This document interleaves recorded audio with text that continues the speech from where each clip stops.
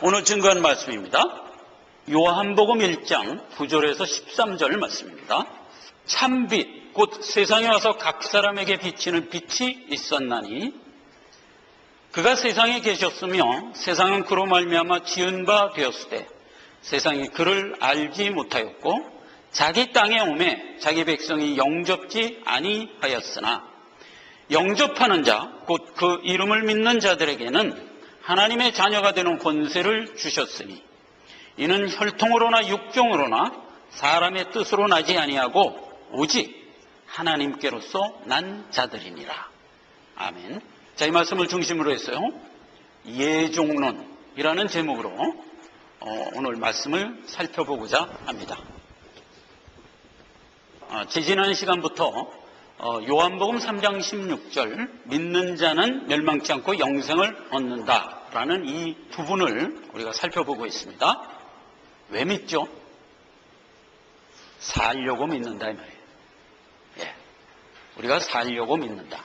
그런데 세상에 있는 모든 죄인들은 다 죄인이라 죽어 있습니다. 영적으로. 살겠다는 소욕을 가질 수 있냐? 없단 말이에요. 없어요. 그런데 어떻게 살려고 믿을 수가 있냐 하는 문제가 대두돼요. 그래서 이제 알아보니까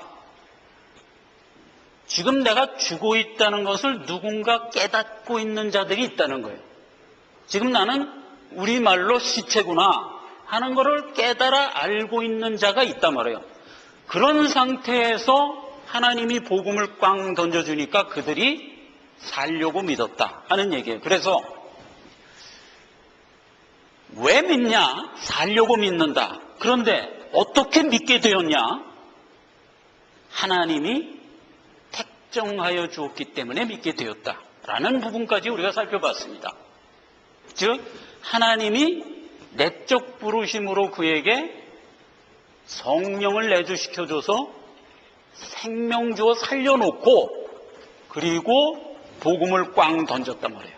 그랬더니 그들이 그 복음에 반응하여 믿고 나온 것이다 이 말이에요. 이렇게 된 얘기단 말이죠. 그걸 이제 지난 시간에 거기까지 우리가 살펴봤어요. 자, 그래서 오늘은 예종론입니다. 죽어있는 우리에게 성령을 넣어주셔서 우리에게 복음 주어 믿고 나오게 하셨다 하는 이 일련의 사건을 통해서 하나님이 우리를 어떻게 예정한 것이냐 하는 이 부분에 대해서 오늘은 살펴보려는 겁니다. 데살로니가 2장 13, 14절에는 그 얘기를 이렇게 서술하고 있습니다.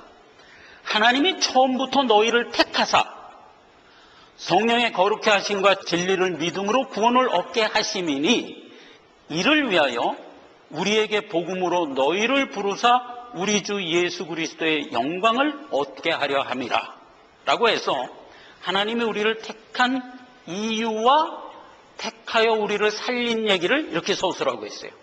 그러니까 만세전에 우리를 먼저 세웠대요. 택했대요. 그렇게 택해놓고 거기다가 복음 주고 믿게 하고 그렇게 해서 살린 이후에 말하자면 예수 그리스도의 영광된 자로 만들기를 원하신다 하는 게 하나님이 우리를 택한 이유다 하는 것을 이제 알게 됩니다. 오늘 본문 말씀도 그 얘기예요. 9절에 참빛 곧 세상에 와서 각 사람에게 비치는 빛이 있었나니 이게 무슨 말이에요? 하나님의 진리가 세상에 꽝 선포됐다 이 얘기잖아요.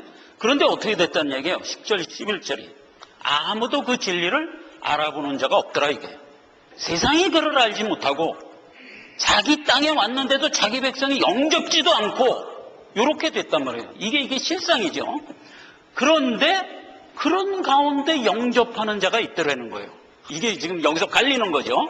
그래서 그 영접하는 자는 하나님의 자녀가 되는 권세를 줬대. 즉 영생을 줬다는 거죠.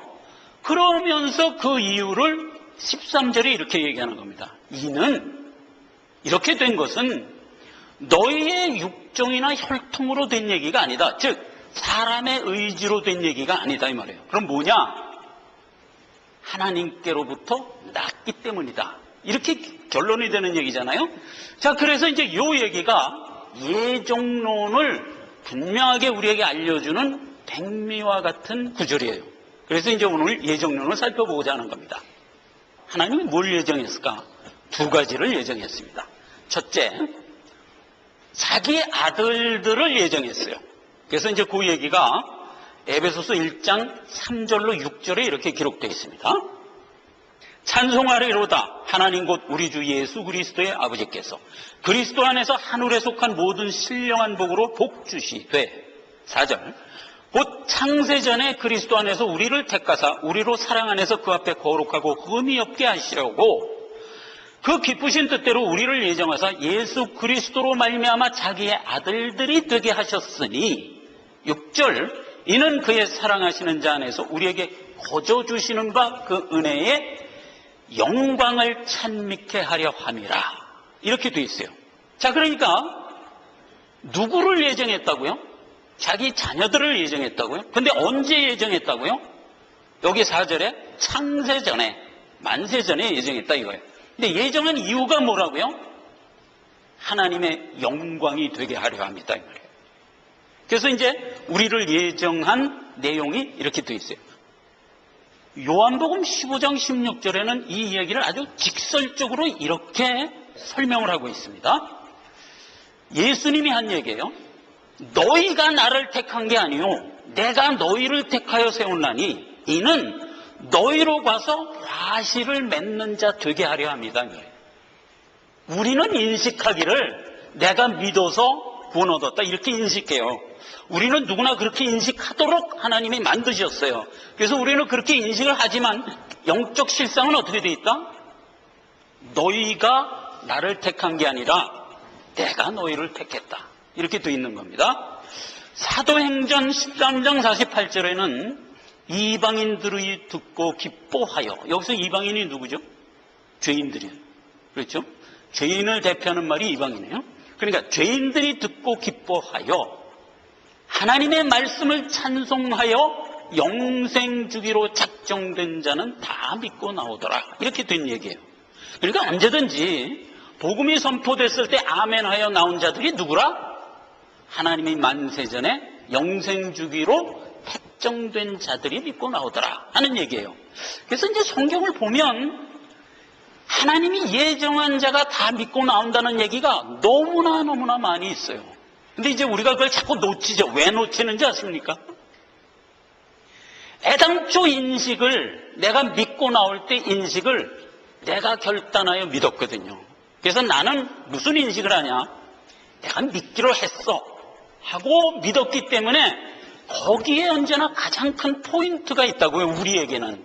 그러나 그런 우리가 그렇게 구원받은 자는 언제든지 성경 말씀을 대하게 되잖아요. 그러니까 성경 말씀을 대하면서 무엇을 반드시 인식해야 되냐면 하나님이 나를 택하여 구원해 주었기 때문에 내가 믿게 되었다라는 것을 뒤늦게라도 반드시 알아야 돼요. 이걸 알지 못하면 우리의 신앙생활이 바르게 이어가지를 못해요. 항상 엎치락뒤치락 하게 돼요. 그래서 끝내 이걸 알 때까지 헤매게 돼요. 그래서 어서 속히 이걸 빨리 알아라 하는 것이 말하자면 신자들에게 주어진 명제예요. 이게 이제 첫 번째 우리를 예정한 하나님의 예정의 첫 번째 대상이에요. 우리다. 자, 두 번째는 고린도전서 2장 6절로 9절 말씀을 읽겠습니다. 우리가 온전한 자 중에서 지혜를 말하노니 이는 이 세상 지혜가 아니요 또 이 세상에 없어질 관원의 지혜도 아니요 오직 비밀한 가운데 있는 하나님의 지혜를 말하는 것이니 곧 감추었던 것인데 하나님이 우리의 영광을 위하사 만세전에 미리 정하신 것이라. 이 지혜는 이 세대의 관원이 하나도 알지 못하였나니 만일 알았다면 영광의 주를 십자가에 못 박지 아니하였으리라. 기록된 바 하나님이 자기를 사랑하는 자들을 위하여 예비하신 이 모든 것은 눈으로 보지 못하고 귀로도 듣지 못하고 사람의 마음으로도 생각지 못하였다 함과 같으니라. 이렇게 된 얘기예요. 그러니까 여기서 무엇을 예정했다고요? 그것도 언제 예정했다고요? 실제로 보니까 만세전에 예정했다고 그랬어요. 여기서 예정한 것은 다른 게 아니에요. 그렇게 예정한 하나님의 자녀들을 내가 어떻게 기를 것인가, 내가 어떻게 거룩하게 만들어 기를 것인가 하는 그 기르심의 방법을 예정했다고요. 그 방법이 뭐라고요? 일단 내 자녀가 죄인의 자리로 떨어지는 것을 짐짓 허용하여 죄인이 된 상태에서 예수 그리스도로 말미암아 완성하겠다라는 이 기르심의 방법을 예정했어요. 그냥 아담과 하와를 에덴 동산에 턱 나서 거기서부터 잘 자라서 하나님 자녀 되라 이렇게 안 하셨다고요. 어떻게 했다고요? 일단 아담과 하와가 자유의지를 가지고 네 멋대로 한번 해봐라 해서 놔둬서 결국 어디까지 내려가도록 놔둬요? 죄의 자리까지 떨어지도록 놔둔 다음에 거기서부터 예수 그리스도의 은혜로 우리를 차근차근 키워서 완성하는 방법, 이 방법을 예정했다고요. 분명히 두 가지를 예정했어요. 나를 예정하고 나를 기르시는 방법을 예정했어요. 이 방법이 아닌 방법으로는 결국 어떻다는 얘기예요? 완성할 수 없다는 뜻이잖아요. 자, 그래서 생각해 보세요. 하나님이 만세 전에 아무것도 만들기도 전이에요. 그냥 하나님 홀로 계실 때예요. 하나님 홀로 계실 때 그게 언제일까?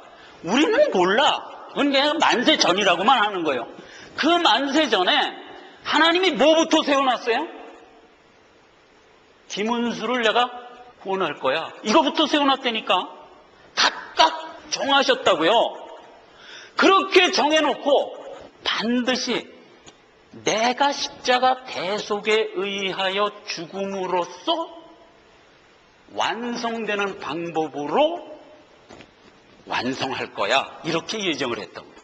그래서 우리부터 세워놓고 십자가 대속의 방법부터 세워놓은 거예요. 그리고 천지도 만들고 나무도 만들고 뱀도 만들고 안무손도 만들고 그렇게 된 거예요. 그러니까 이거를 우리가 기본적으로 알고 성경에 들어가지 않으면 모든 잘못된 교리에 속수무책으로 당하도록 돼 있어요. 그러니까 이 예정론은 사실상 신앙의 기본이에요. 이 기본을 알지 못하면 수많은 이설과 수많은 이단 논설에 다 넘어가게 돼 있어요. 그래서 오늘 이 부분을 분명히 깨닫고 돌아가는 시간이 되기를 바란다 하는 겁니다. 초반 벽두부터 뱀이 왔지. 그래서 이제 우리를 유혹해갖고 죽은 자리로 떨어지게 됐어요. 그게 누구의 실수 때문에 그렇게 됐을까? 우리가 가지고 있는 자유의지를 우리가 남용하는 실수 때문에 그렇게 된 거예요. 근데 하나님이 우리에게 자유의지를 왜 줬을까요? 하나님의 아들이기 때문에 준 거예요. 그죠? 이제 그것까지도 우리가 이제 이해를 해야 돼요. 그래서 그 하나님의 아들이기 때문에 준 자유의지, 이 자유의지가 없이 나중에 완성이 되면 안 돼요.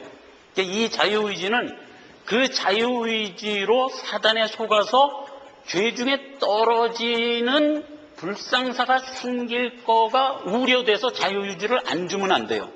그럴지라도 자유의지는 줘야 돼요. 왜냐하면 나중에 완성됐을 때 이 자유의지가 없으면 로봇가 되거든.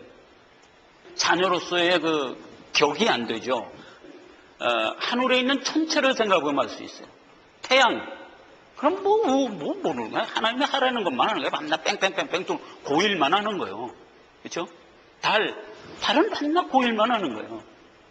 또 우리가 뭐 천체 우주 만물을 이렇게 보면서 위대하고 장대하다, 경외스럽다 하는데 웃기는 소리예요.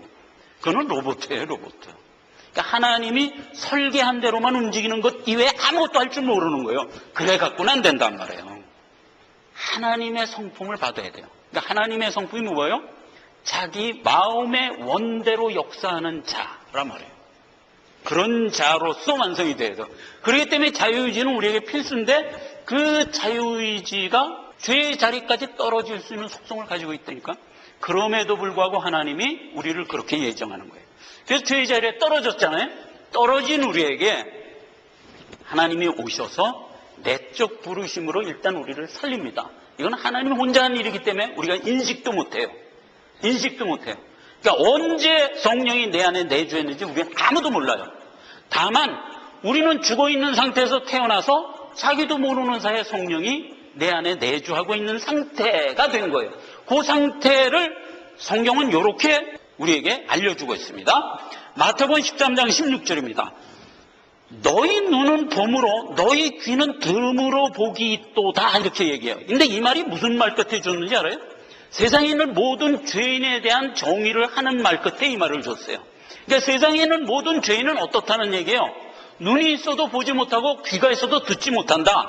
이런 기본적인 얘기를 해주는 거예요. 이건 당연한 거죠. 죄인이 어떻게 보고 죄인이 어떻게 듣겠어요. 그런 상태에서 너희는 볼 눈이 있고 들을 귀가 있다는 거예요. 그러니까 내가 볼 눈이 있고 들을 귀가 있는 건 내가 만든 거예요? 아니지. 나도 모르는 사이에 하나님이 나에게 볼 눈과 들을 귀를 준 거예요. 그렇게 된 얘기를 이제 성령의 내적 부르심에 대해서 우리 보고 이해하라는 거예요. 그 다음에 요한복음 10장 3절로 5절에는 전체적인 우리를 구원한 내용을 아주 종합적으로 이렇게 서술하고 있어요. 문지기는, 여기서 문지기는 예수를 말하는 거예요. 문지기는 그를 위하여 문을 열고 양은 그의 음성을 듣나니 그가 자기 양의 이름을 각각 불러 인도하여 내느니라. 자기 양을 다 내온 후에 앞서가면 양들이 그의 음성을 아는 고로 따라오되 타인의 음성은 알지 못하는 고로 도리어 타인을 따르지 아니하고 도망하느니라. 이런 말을 우리에게 해줬어요. 이 얘기가 우리를 내적 부르심으로 불러서 인도해가는 영적 실상을 얘기해 준 거예요. 자, 여기서 보세요. 지금 문지기가 예수님이 양의 우리에서 그 양들의 이름을 각각 불러낸대요. 아무개야 나오라, 아무개야 나오라. 전체적으로 안 불러요. 언제나 그냥 구원은 언제나 개인적이에요. 아무개야 나오라, 아무개야 나오라 하고 불러내요. 그러면 그들이 다 나와요. 나오면 다 나왔냐? 가자. 그리고 예수님이 앞서 가요. 그러면 양들이 그 예수님을 아는 거로 따라간대요. 이렇게 된 얘기란 말이에요. 자, 보세요. 근데 여기서 예수님이 양을 안대. 근데 양도 예수님을 안대. 이렇게 된 거예요. 예수님도 양을 알고 양도 예수님을 아는 거예요. 그러니까 우리는 나도 몰라. 나도 모르는데 무엇만 아냐? 예수님이 나의 주라는 것을 생내적으로 갖게 되는 거예요, 내가. 그게 이제 어떻게 발전하여 믿습니다까지 갈 거냐는 것은 사람마다 다 틀려요. 그런데 그 틀리는 것이 근본적으로 왜 그렇다?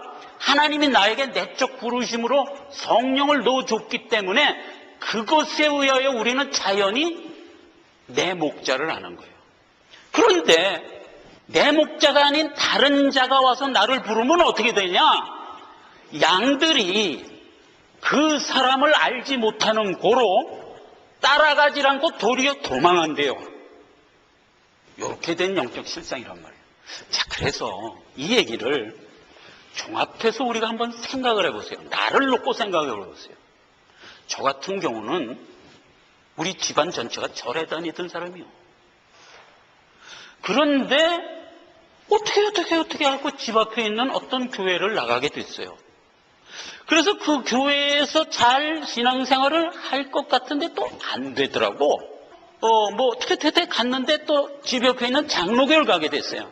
근데 그 장로교에서도 또 신앙생활이 안 되더라고. 나중에 알고 보니까 그 장로교가 기복신앙에 푹 빠진 잘못된 교회였어요. 어쨌든 거기서 신앙생활이 안 되더라고요. 결국 최종적으로 도착한 데가 어디냐? 고신 측 어떤 교회에 가서 도착을 하게 되고 그 이후부터는 그 교회를 떠나지 않고 지금까지 신앙생활을 하도록 하시더라고요. 단순히 교회 하나를 선택하는 것도 이런 우여곡절 끝에 종착역에 와서 종착하게 하시더라고요. 또 성경 공부만 해도 그래요. 우리가 맨 처음에 은혜를 받고 막 성경 공부를 이렇게 좋다는 데 이렇게 찾아다니고 그때는 이제 부흥회가 많을 때예요. 그래서 교회마다 부흥회를 하면 거기 이렇게 쫓아다니면서 듣고 그랬어요. 그런 기간을 한 15년 정도를 했어요. 은혜를 막 받는데 맨 처음에 가서 성경 공부한 데가 이제 루터 교회 가서 성경 공부를 했어요. 그래서 이제 거기서 2년간 하고, 그 다음에 이제 그 2년이 수료가 되니까 또 어디 못 오는데, 그냥 주변에 이제 믿는 자들이 많으니까, 야, 이게 좋대, 저게 좋대 하니까, 그렇게 해서 이제 찾아간 데가 자유의지 신학을 한 어떤 목사가 하는 성경 공부로 또 가게 된 거야. 그래서 이제 거기 가서 3년을 들었어. 근데 얼마나 뭐 은혜로운지 몰라. 그런데 뭐 착한 사람 되라, 좋은 사람 되라, 뭐 봉사하면서 살아야 된다. 사람이 돼갖고 말이야, 인간답게 살아야지 하는 쪽으로 얘기를 하니까, 그 말이 얼마나 좋은 얘기야. 그러니까 실컷 듣고 3년쯤 됐는데, 집사람하고 저하고 뭐라 그럴까? 영적 진보가 안 되는 거예요. 고신축 성경 공부하는 데를 가게 된 거야. 그러고 나서 은혜가 펑펑펑펑 쌓여가지고 결국은 신학을 하게 되고, 우리 입사를 먼저 신학을 하고 저도 나중에 신학을 하고, 이렇게 해서 종착점에 도착하더라고요. 그러니까 다 보면 이렇게 한 성도가 바른 교리까지 와서 정착하게 되는 데는 우리의 삶의 여정에 많은 부침 가운데서 인도하는 걸 내가 보게 돼요. 보세요. 우연히 그냥 내가 고신축 옆에 살았으니까 그 교회 와서 이렇게 신앙생활을 하다 보니까 그렇게 된 거 아니냐, 이렇게 단순히 생각할 수 있지만 아니요. 처음에 절에서부터 출발했다니까. 이 얘기는 반대로 얘기해도 말이 돼요. 하나님이 택하지 않은 자는 바른 교회에 들어왔더라도 어떤 이유에서든지 빠져나가게 만들고야 말아요. 어떤 이유에서든지. 그러니까 이거를 하나님의 큰 틀에서 내 백성을 내가 택정하여 완성하신다라고 하는 하나님의 이 택정함이라는 큰 틀 안에서 보지 않으면 전부 사람의 살아가는 행보 중에 된 얘기로 자꾸 생각하게 된다고요. 아니요. 절대 그렇지 않아요. 택하지 않은 사람은 안 돼요. 무슨 이유를 만들어서라도 나가게 만들어요. 나가. 결국 찾아가는 데가 어디냐? 천주교로 가든가, 무슨 자유주의 신학 교회로 가게 하든가, 무슨 신비주의 교회로 가게 하든가 해서 결국은 나가게 해요. 좌우지간 제대로 된 교회에서 정착을 안 하게 만들어버리고 말아요. 내가 택한 자는 반드시 바른 교리의 교회에 와서 정착을 하지 않으면 안 되게끔 만드세요. 자, 이게 하나님의 택정함에 말하자면 흘러오다 이거예요. 그걸 우리가 예정이라는 큰 틀에서 이해를 하지 않으면 인간의 어떤 결단과 삶의 어떤 여정 가운데 우연이 된 일이다 이렇게 생각하게 된다면 아니요. 그게 아니다 하는 것을 이제 우리가 꼭 이 시간에 인식을 해야 돼요. 자, 이 예정은 내가 믿어서 구원을 얻었다 하는 것이 나의 인식이다 보니까 구원을 베풀어 주신 것이 나의 결단과 나의 의지로 된 것이라고 나로 하여금 인식하는 것을 출발시켜 주는 데서 오는 그러한 이제 인식 때문에 하나님이 나를 예정했다는 이 부분을 다르게 인식하지 못하고 자꾸 어떻게 인식을 하려는 속성이 있냐면, 예정론은 운명론이야 이렇게 인식을 하려는 속성이 있어요. 그리고 이거를 또 바르지 못한 교계에서 부추겨요. 예정론은 틀린 거야 하고 부추겨요. 그런저런 이유들로 해서 예정론을 자꾸 운명론으로 생각하려는 속성에 자꾸 우리가 휩싸이게 돼요. 이 운명론으로 예정론을 받게 되면 이 바른 교리가 아주 우스꽝스러워져 버립니다. 아무리 내가 경건하게 살려고 노력을 해도 그가 택한 자가 아니라면 지옥이라니까. 아무리 내가 막 살아도 하나님이 나를 택한 자라면 나는 구원 받는다니까. 이런 어처구니 없는 일이 어디 있어요. 그걸 운명론으로 받아들이면 이렇게 되는 거예요. 예정론은 그런 게 아니에요. 예정론을 바르게 알지 않으면 전부 이 운명론으로 떨어지게 돼요. 초대교회를 생각해 보자고요. 예수 그리스도가 복음 증거해서 12사도들이 막 증거를 해서 초대교회들이 생겼어요. 4세기까지 초대교회가 형성돼요. 그때 기독교 모든 정통교리가 그때 다 정립이 돼요. 그때 아주 극심한 핍박이 있다고 그랬잖아요.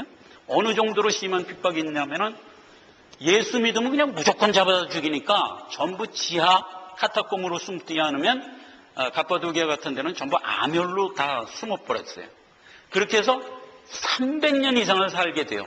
그렇게 살다 보니까 기독교가 기복으로 빠진다든가 신비주의로 빠질래야 빠질 수가 없었어요. 그러니까 정통 교리만 갖고 버틸려다 보니까 거기서 말하자면 정통 그리스도의 교리가 그때 다 정립이 된 거예요.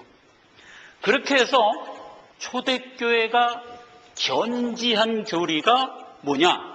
예정론이에요. 하나님이 선택하여 우리를 구원했다.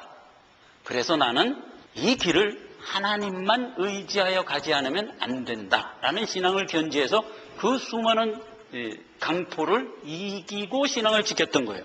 그래서 초대교회는 기본적으로 무엇이었다? 예정론이었어요. 그건 당연한 거예요. 왜냐하면 예정교리가 성경이 주장하는 바니까. 그래서 당연히 그 예정교리를 가지고 있었어요. 그런데 로마가 기독교를 접수하면서 기독교가 변질이 되죠. 그래서 변질이 된 게 카톨릭이라고 그랬잖아요. 그 카톨릭이 1260년간 기독교를 변질시켜서 왔어요. 그래갖고 이제 사단의 말하자면 음료가 됐는데 그 기간이 지나고 나서 신실한 성도들이 도저히 견딜 수 없다 해서 종교개혁을 하죠. 그게 이제 1500년도예요. 그래서 1500년도에 종교개혁을 할 때 이들이 들고 나온 게 뭐냐 하면 오직 성경, 말씀, 오직 말씀, 오직 믿음, 오직 구원이라는 예정교리를 기치로 하여 들고 나와요. 그렇게 해서 종교개혁을 한 거예요.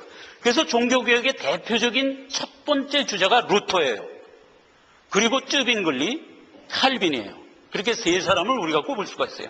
그 세 사람이 다 주장한 게 예정교리를 종교개혁의 기치로 들고 나왔어요. 근데 카톨릭이 우상숭배로서 기독교를 완전히 흐려놨기 때문에 그거 다 버리고 우리가 원래 하나님이 준 말씀으로 돌아가자 해서 나온 게 종교개혁이란 말이에요.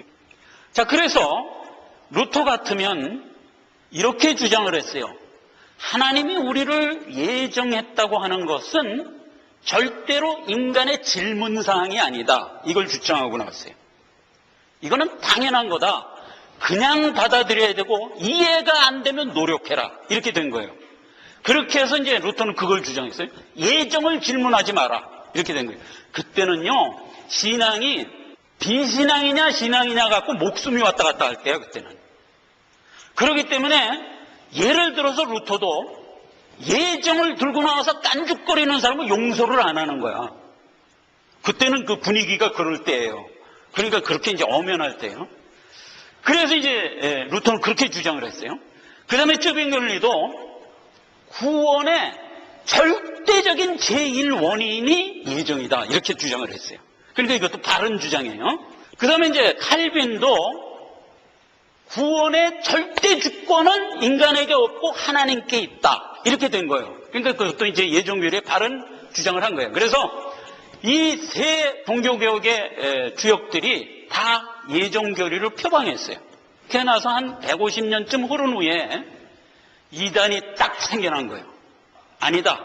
인간의 자율의지에 의하여 구원은 이루어질 수 있다라는 걸 주장하고 나왔어요.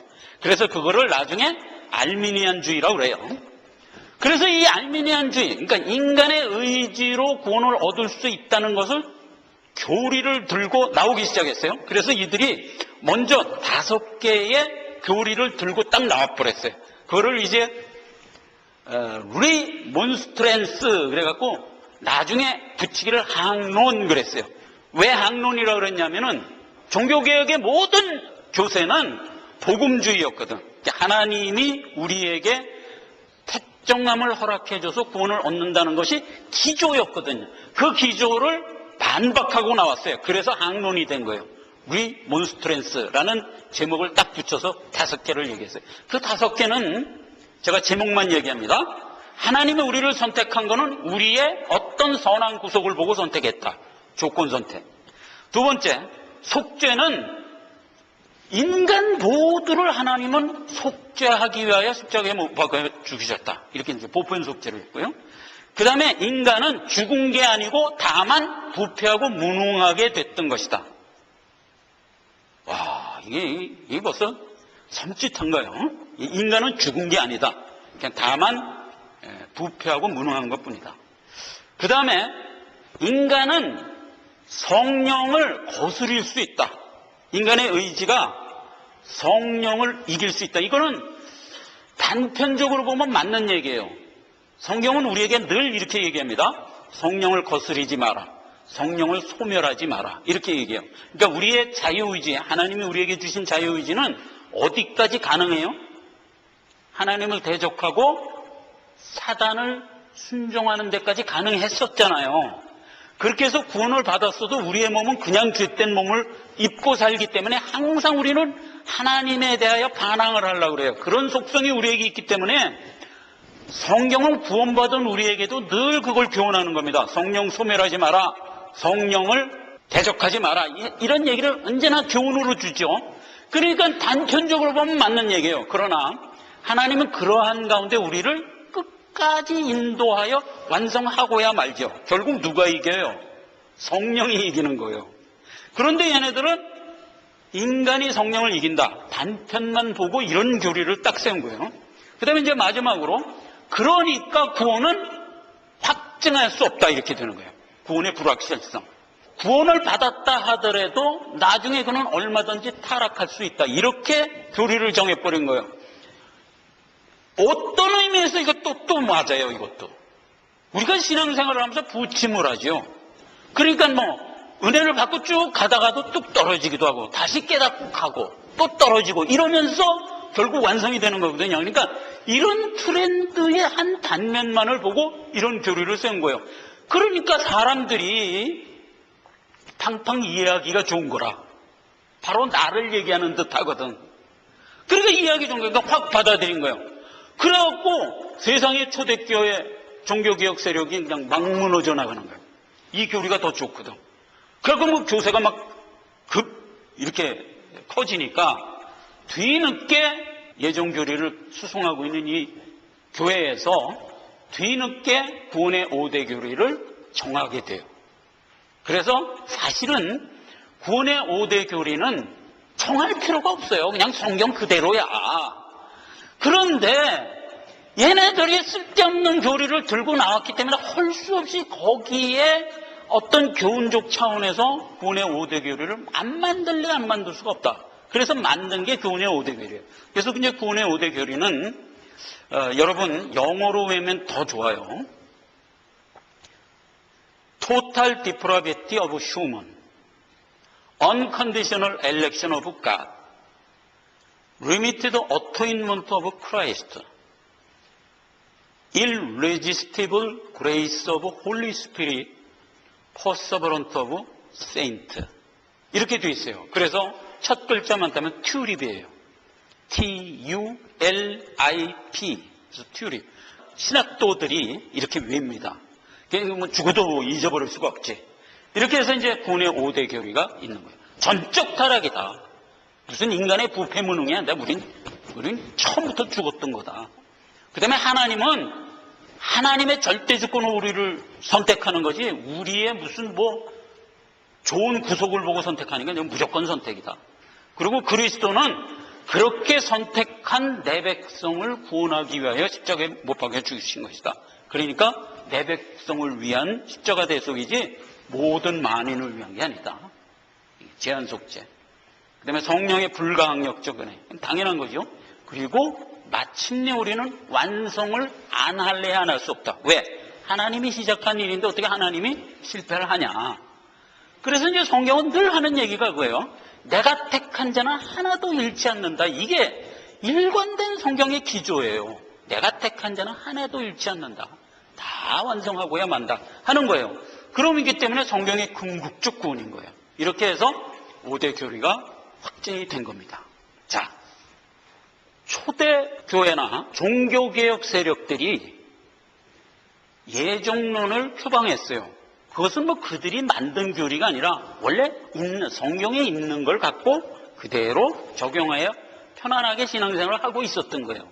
그런데 알미니우스라는 이상한 사람 하나가 나와서 인간의 자율의지를 표방하여 학론을 들고 나오니까 어쩔 수 없이 구원을 정리한 거예요. 구원의 교리를.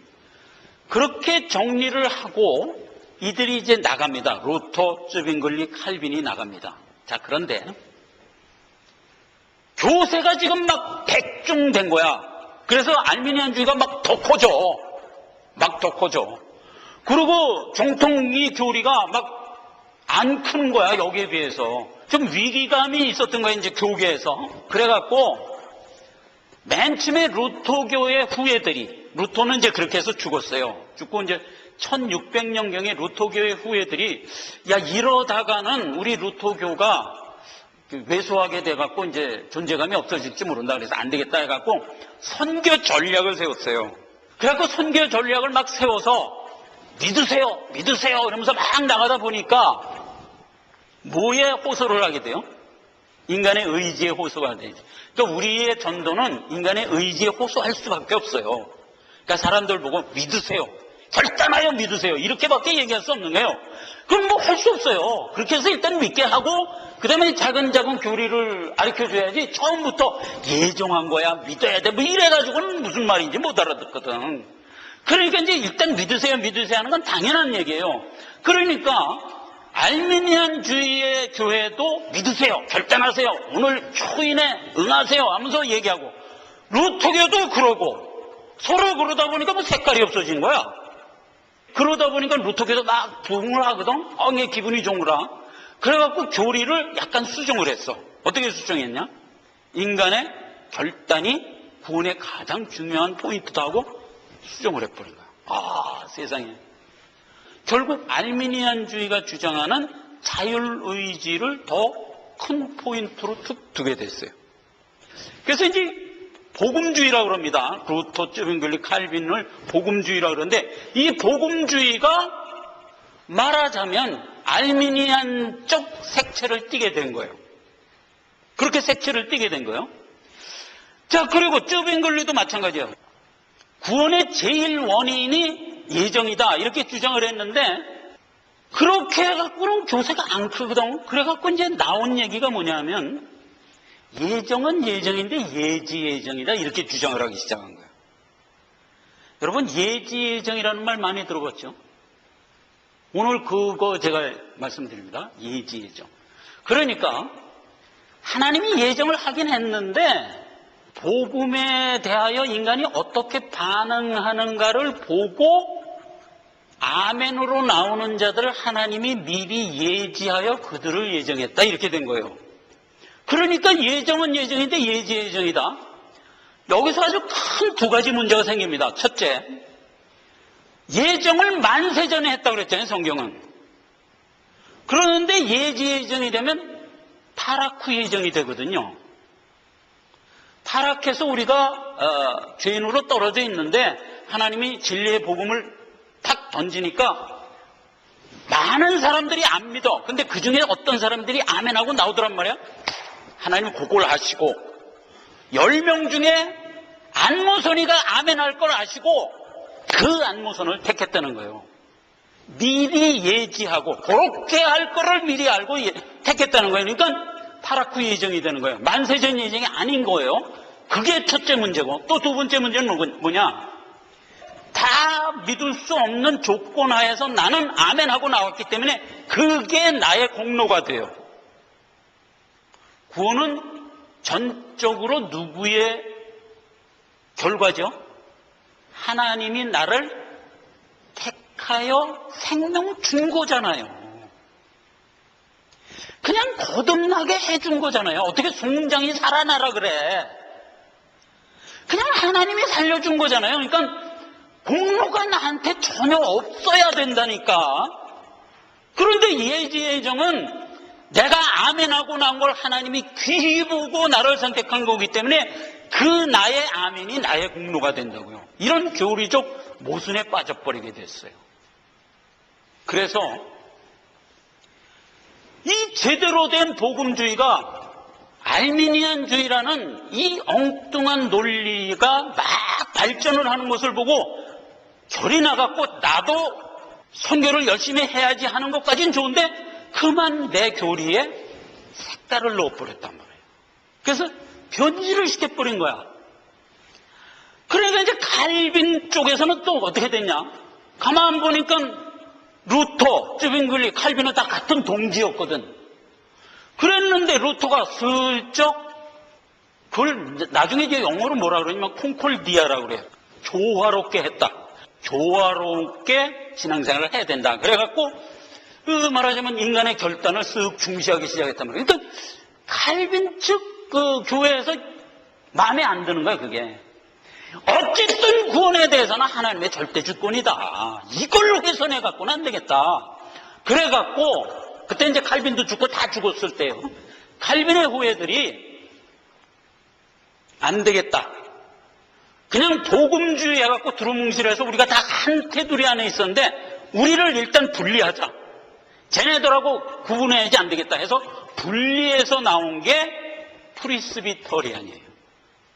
우리는 예종론자다. 이렇게 돼서 이제 그리고 루터는 콩콜디아 조화롭게 하자. 인간의 의지와 하나님의 작정함을 협동하여 신임협동론으로 나가자. 이렇게 돼갖고 이제 말하자면 예종론을 슬쩍 변개한 거죠. 그래서 거기에서 구별하기 위하여 나온 게 개혁주의 칼빈 신학이 된 거예요. 원래는 한 울타리에 있었어요. 복음주의라는 큰 틀 안에 있었어요. 그런데 그 복음주의가 말하자면 콩콜디아가 되는 바람에 나온 거예요. 거기서 구별하기 위하여 개혁주의라는 이름으로 나온 거예요. 즉 프리스비터리안이라는 이름으로 나오게 된 거예요. 아까 얘기한 알미니안주의는 가만 생각해 보니까 인간의 의지로 구원을 얻는다고 처음엔 주장을 했는데 그렇게 주장을 하다 보니까 성경에 자꾸 위배되거든. 성경을 아무리 읽어봐도 다 예정이라고 돼 있거든. 이게 교리적으로 안 맞거든. 그러니까 나중에 알미니안주의의 후예들도 있었을 거 아닙니까? 알미니아누스도 그렇게 해서 죽었는데 그 후예들이 이거 안 되겠다. 우리도 이 알미니안주의만 갖고 나가다가는 이거는 성경에 완전히 위배되니까 이건 문제가 돼 있다. 그래서 이제 고친 거예요. 고친 게 뭐냐? 메도디스트. 그게 감리교예요. 감리교는 뭐를 어떻게 했냐? 말하자면 구원을 얻는 방법을 방법론화한 거예요. 메도디스트. 그러니까 인간이 열의를 갖고 복음에 말하자면 열성을 갖고 접근함으로써 우리가 구원을 얻을 수 있다. 그거는 단편적으로는 맞는 얘기예요. 그러나 구원을 그렇게 정리를 하면 안 돼요. 그러면 그 이후에 성화 생활이 무너져요. 그렇게 되는 거예요. 그렇게 해서 이제 구분이 된 겁니다. 그래서 오늘날은 루터교가 콩콜디아, 알미니안주의가 메도디스트, 방법론자, 그 다음에 장로교가 거기에 안 되겠다. 쟤네들 쫓아가면 안 되겠다. 분리하여 스스로 예종론을 고수하자 해갖고 프리스비터리안 이렇게 된 거예요. 자, 우리가 여기서 분명히 알아야 될 거 두 가지를 정리합니다. 첫째, 하나님이 자기 백성을 구원하여 완성하여 가는 것을 우리가 두 단계로 봅니다. 첫째, 하나님이 맨 처음에 우리에게 영생을 주는 단계, 요거를 구원이라고 본다면 그렇게 영생 주어 생명 갖고 가는 자들을 키워나가는 성화 이렇게 볼 수가 있어요. 그러니까 구원과 성화 이렇게 볼 수가 있어요. 그래서 여기서 우리가 절대적으로 헷갈리면 안 되는 명제가 뭐냐면 구원은 하나님의 절대 주권이다. 이걸 고수해야 돼요. 이 구원에 있어서 콩콜디아다, 메도디스트다 이래버리면 안 돼요. 구원만큼은 하나님의 절대 주권 예정이다. 이걸 딱 고수해야 돼요. 뭐 운명론 따지고 못 따지고 해갖고 이게 자꾸 헷갈리지 말란 말이야. 누가 뭐라 그래도 구원만큼은 하나님의 절대 주권에 의하여 내가 얻게 된 것이다. 이걸 딱 견지하란 말이에요. 선교가 되든 말든 교회가 망하든 응하든 선교 안 될까봐 자꾸 교세가 쪼그라들까봐 그렇게 해서 자꾸 이렇게 된 거잖아요. 그러지 말란 말이에요. 한 사람밖에 교회에 안 남아도 이거를 흔들지 말란 말이에요. 구원은 하나님의 절대 주권이다. 요거 딱 견지하고. 그 다음에 성화예요. 성화. 하나님이 우리를 구원할 때 뭐라고 그랬어요? 계속 성경에 뭐라고 그랬어요? 내가 너희를 택하여 세움은 하나님의 영광이 되게 하려 함이라 하잖아요. 하나님이 나를 왜 택했어요? 그냥 택한 거로 끝이요? 그렇게 택해서 완성해서 내 우사 만드는 거, 이게 하나님의 목적이잖아요. 그러니까 구원은 시작에 불과하다니까. 진짜 중요한 건 뭐야? 성화예요, 성화. 그러니까 이 성화에 가서 비로소 알미니안주의가 필요하다고요. 그때 신인 협동이 필요하다고요. 성령이 나 안에 내주하여 나를 인도하고 깨닫게 하고 결단케 하고 하는 이 하나님의 능력이 나에게 역사하여 내가 내 의지를 갖고 말하자면 결단하여 나아가고자 하는 나의 행보가 필요한 거예요. 그때마저도 나의 행보가 필요 없다 그러면 그것도 안 돼. 그때마저도 하나님이 다 해주실 거야. 나는 그냥 묻혀갈 거야. 이러면 안 된단 말이에요. 이건 또 구원을 받고 난 이후에는 내 의지와 내 지각과 나의 모든 것을 총동원하여 나가야 된다고요. 그렇게 우리가 인식을 해야 돼요. 그런데 지금 보세요. 잘못된 교리가 다 이걸 헷갈리고 있어. 구원할 때 인간의 의지가 필요하다고 자꾸 만들고, 그 다음에 구원한 이후에도 성령론 무슨 론 해갖고 하나님이 그냥 묻어가자. 나는 그냥 은혜에 묻혀가면 된다. 근데 일단 이상한 이론들이 막 나온단 말이에요. 칼빈이 많은 욕을 먹습니다. 근데 칼빈 자신이 욕을 먹는 게 아니라 그 후예들이 복음주의로 처음에 출발을 해서 같이 같은 배를 타고 가다가 이렇게 변질되고 이렇게 변질됐어요. 그러니까 칼빈의 그 후예들이 우리는 안 되겠다. 그래갖고 고수한 거거든요. 그렇게 고수를 하여 나온 게 결국 개혁주의인데, 이 개혁주의 안에서도 또 여러 가지 문제가 많아. 한 두 가지만 제가 더 얘기하고 끝내겠어요. 이 개혁주의를 하다 보니까 이게 바른 교리인 건 알겠는데 그거를 너무 내세우다 보니까 뭐가 된다? 보수 우상화가 또 돼버려. 극보수가 있어요. 그걸 근본주의라고 그러는데 이것도 안 돼. 그래갖고 성경 자고 하나 닦고 그거 틀려도 이단이야. 무조건 이단이야. 신학교 교장 선생님 설교 말씀 들으면 1시간 설교 동안에 야 이 마귀 새끼야 소리 한 10번 들어. 요만큼만 틀리지? 야 이 마귀 새끼야 이렇게 대본 나오는 거야. 뭐 예수님이 하는 거 이제 흉내 내신다는 의미에서는 좋아요. 예수님도 항상 베드로 보고 야 이 마귀 새끼야 그랬잖아요. 정확하게 찝는 건 좋은데 보수가 우상화되면 또 안 돼. 도로 바리새파가 돼버리면 사단이 도로 돼버리는 거야. 그러면 안 된단 말이에요. 그래서 개혁교회야말로 우리가 성화 생활을 성실하고 바르게 살아갈 수 있는 유일한 교리다 하는 걸 깨달으란 말이에요. 이 정통 개혁교회 바른 교리를 가진 자들이 인간의 삶 자체도 아주 상식적으로 살아가요. 그렇게 해서 훌륭한 인성을 가지고 살면서 이웃에게 봉사하고 나 자신도 키우고 하는 것으로 나가요. 그래서 이 제대로 된 개혁주의가 바른 성화의 삶을 이끈다. 여기서 조금씩 삐뚤어 나가면 수도사 되게 되고 무슨 나 결혼 안 할 거야 뭐 이렇게 되고 엉망이 되는 거예요 또. 그러니까 이 진리라는 건요 요만큼만 삐뚤어 나가도 잘못되는 거예요. 그러니까 이제 바른 신앙을 갖고 우리의 삶을 바르게 이끌어가라 이 말이에요. 기도합시다. 하나님 아버지 은혜를 감사합니다. 하나님은 우리를 어떻게 예정하고 어떻게 완성하기를 작정하셨는가 하는 예정 교리를 살펴보았습니다. 우리가 다 연약하고 항상 부족합니다. 우리가 이 기본적인 교리를 신앙의 가장 기본으로 딱 확증하여 우리의 모든 잘못 나갈 수 있는 길들을 이 교리를 가지고 바르게 인식하여 항상 온전한 걸음걸이가 될 수 있도록 우리를 인도하옵소서. 마침내 하나님의 성산에 하나님의 목적대로 우뚝 설 수 있는 자 다 되기를 원합니다. 예수님 이름으로 기도했습니다. 아멘.